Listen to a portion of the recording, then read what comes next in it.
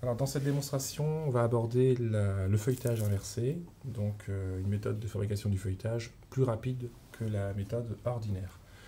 Donc on a nos trois ingrédients principaux de la farine, type 55 pour pas trop d'élasticité, avec de l'eau, 270 grammes, pardon, et donc du sel, 12 grammes. Donc ça va nous permettre de faire une détrempe hydratée un peu plus que dans la recette du feuilletage ordinaire, donc on verra pourquoi tout à l'heure. Donc, les deuxièmes éléments donc, de notre recette, du beurre de tourrage et 150 g de farine. On va donc faire un beurre manié et incorporer en fait notre farine dans notre beurre. Je coupe en petits morceaux rapidement. Donc pourquoi on rajoute un petit peu de farine?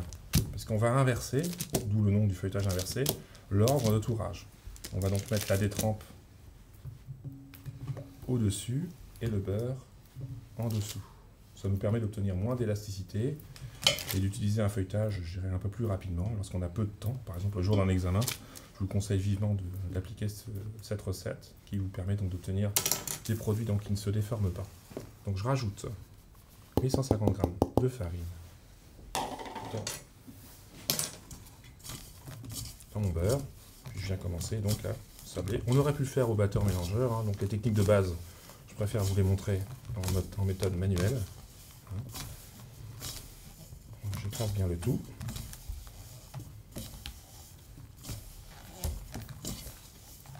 Donc là, si on est un petit peu trop long, le problème qu'on a, c'est que le beurre devient très très mou et on obtient des petits soucis pour la mise en forme.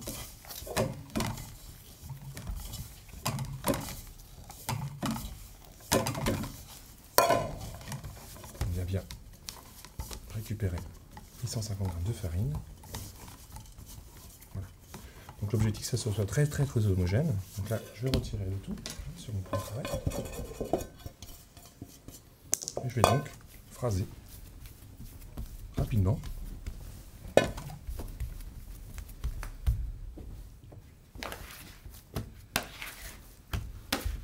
Ça n'a pas le temps de fondre. Hein.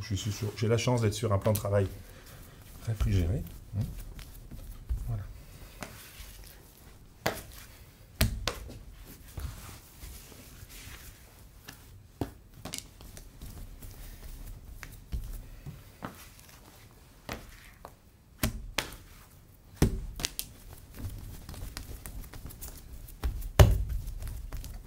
Bon là j'y suis, hein.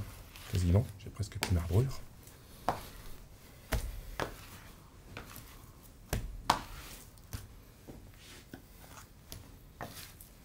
Dernière fois, en partant du haut, on voit bien que c'est relativement homogène.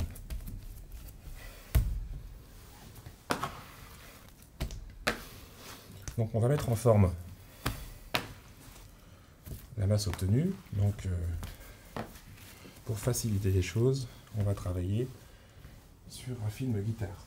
Alors, un film guitare, c'est un plastique relativement épais. Hein. Donc, je retire l'excédent.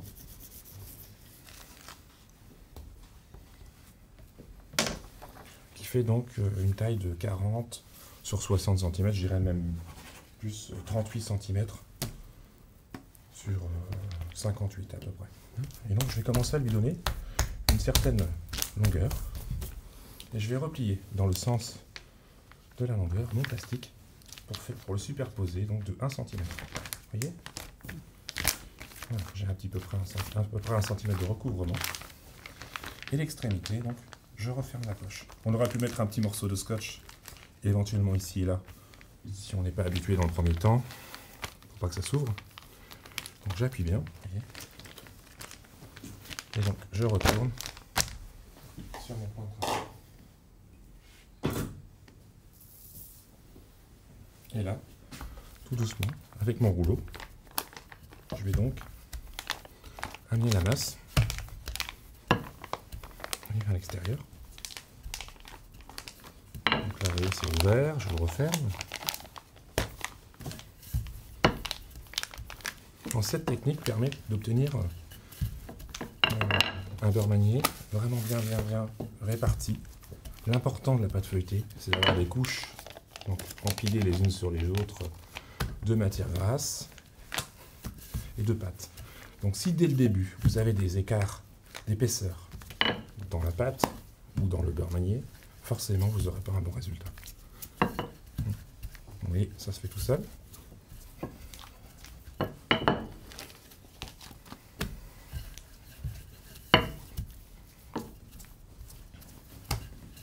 Donc je vais obtenir environ 45 cm de long sur 19 cm de large. Donc là, pour refroidir rapidement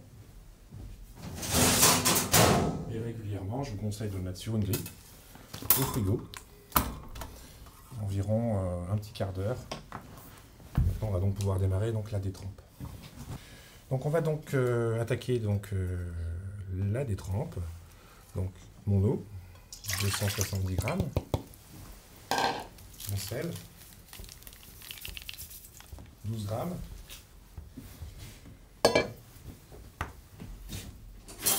On mélange bien. Et quand il y a du sel dans une recette, qui est un élément liquide, je vous conseille de le mettre au départ. Comme ça, vous avez un mélange homogène. La farine, 500 grammes. Donc pas de fontaine. Hein.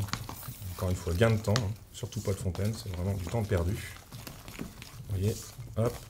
Je commence à mélanger grossièrement. Et là, ce que je cherche à faire, c'est obtenir le moins d'élasticité possible.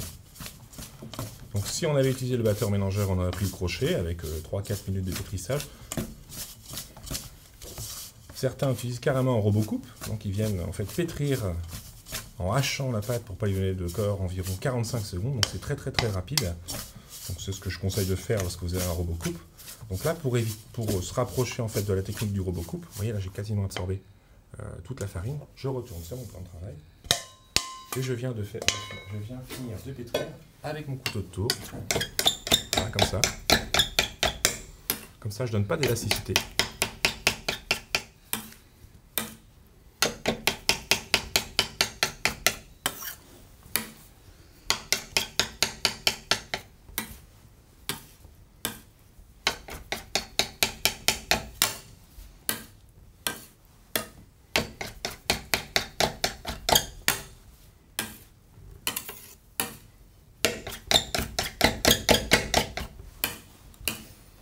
Il faut un certain temps pour que les particules d'amidon viennent absorber l'humidité. Donc la texture va changer au bout de 2-3 minutes. Alors, certains professionnels ajoutent un tout petit peu de vinaigre blanc, environ 10 grammes. On retire 10 grammes d'eau, on rajoute 10 grammes de vinaigre. Parce que lorsqu'on va pétrir, on va incorporer de l'air et on a une oxydation de la pâte qui a lieu. Donc les petits points noirs qui apparaissent donc, au bout de 2-3 jours. Donc ça évite cela.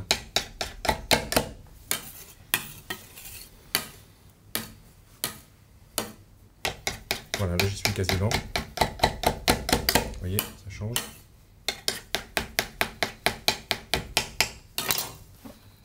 Alors je peux agglutiner un petit peu. Mais il ne faut pas bouler, hein, surtout pas. Enfin pas trop. Sinon, élasticité, encore une fois, je ne veux pas. Voilà. Donc là, comme on a la pâte, on l'a dit tout à l'heure, dans le feuilletage inversé, la détrempe, pardon, obtenue va être au-dessus du beurre. On va donc étaler un petit peu. Commencer à former. Je n'ai même pas à fariner, parce que je l'aurais réfrigéré, j'aurais pu fariner légèrement. Encore une fois, on essaye de fleurer le moins possible. Les particules volatiles ne sont pas conseillées à respirer, je dirais, régulièrement.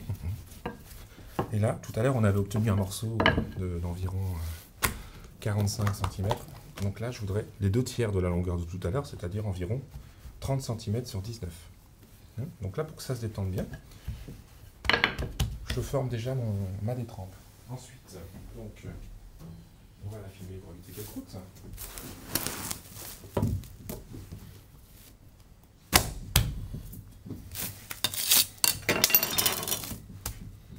Donc 30 cm sur 19 à peu près. Et donc ensuite à refroidir, éventuellement même sur la même grille que mon beurre. Donc là on peut vérifier. Donc moi je veux vraiment que votre détrempe fasse, pour la rectifier un petit peu, 2/3 du beurre. Hein. Donc là, j'ai 1/3, 2/3 et 3/3, donc 2/3 de la longueur du beurre. Et pour que ça refroidisse bien régulièrement, un petit 15 minutes au frigo. On se retrouvera donc pour les premiers tourages et pour le beurrage, pardon, de notre pâton de feuilletage inversé. Donc on a récupéré notre beurre manié et notre détrempe. On va donc passer à l'opération du beurrage. Donc je décolle correctement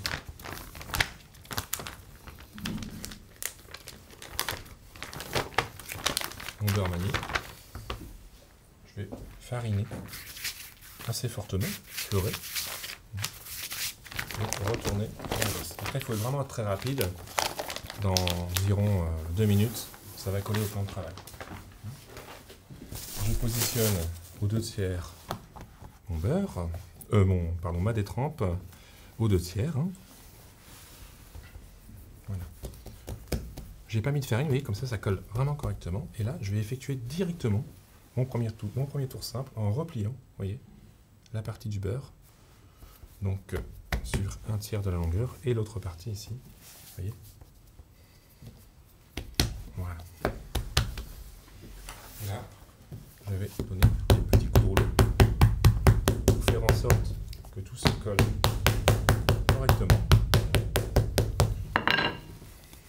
Et je farine encore légèrement. Donc là, l'objectif c'est d'arriver à l'allonger. Donc systématiquement, dès qu'on allonge un peu, on vérifie que ça ne colle pas. À chaque fois. Donc je donne un petit coup de rouleau. Vous voyez ? Et je vérifie que ça ne colle pas. À chaque fois. Donc je viens, entre guillemets, glisser mon pâton obtenu dans la farine. Donc j'ai la chance d'avoir un plan de travail réfrigéré. Donc ça ne colle pas.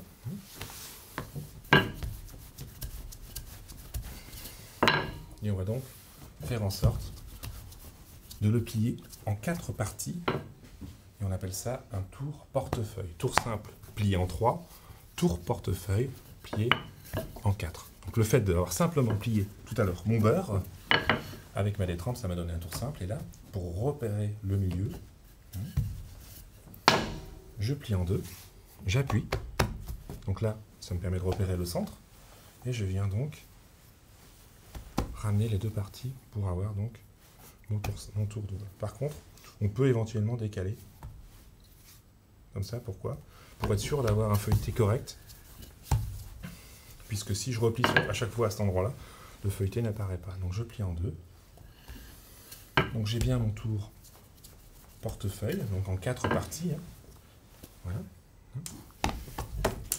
Donc à chaque fois que vous allez reprendre votre pâton pour le tourer, pour être sûr d'être dans le bon sens, vous faites comme si vous allez lire un livre et j'ouvre la page. J'ouvre la page, donc je suis dans le bon sens avant de commencer à le tourer.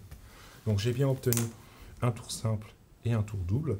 Je vais attendre donc 30 minutes au réfrigérateur. On peut activer un petit peu en cellule de froid 5 minutes.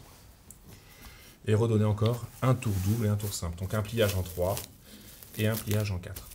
Voilà donc pour le beurrage et les premières étapes de tourage. Donc on se retrouve avec notre pâton de feuilletage inversé. On a déjà donné un tour double, un tour simple. On a mis 15 minutes de repos au réfrigérateur à 4 degrés.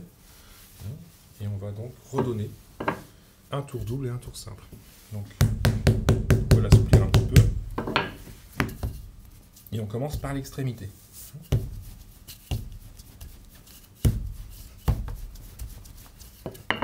À chaque fois on vérifie que ça glisse bien.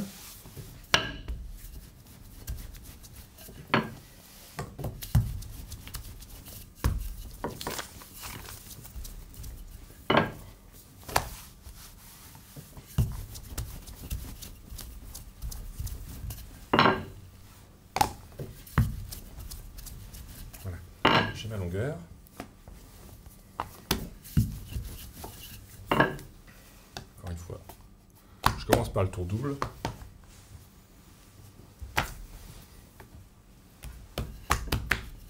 J'appuie à l'endroit où ça va se replier. On commence par le tour double parce qu'il y a moins d'élasticité. Enfin, il y a plus de longueur pour un tour double pour l'étaler. Donc si le bâton était élastique, il y a moins de résistance mécanique. Encore une fois, si vous forcez trop, au bout d'un moment, on arrive à écraser les couches de pâte avec les couches de beurre. Et on obtient, entre guillemets, une pâte à foncer, une pâte qui ne va pas développer, puisque tout sera mélangé. Là, ce qui se passe au four, c'est que les couches de beurre vont séparer les couches de pâte. Les couches de pâte vont être emprisonnées, enfin les morceaux de beurre plutôt vont être emprisonnés dans les couches de pâte. Ça va faire de la vapeur et les feuillets vont se détacher. Et donner donc le développement de la pâte feuilletée. Donc là, je redonne le dernier tour simple. Vous voyez, ça commence à avoir un petit peu de résistance mécanique. Ça va encore à peu près. Donc, si jamais j'ai trop d'élasticité, on le remet au frigo pour que ça se détende. Systématiquement, la chaîne de gluten se repose et se détend. Et on peut retourner le bâton aussi.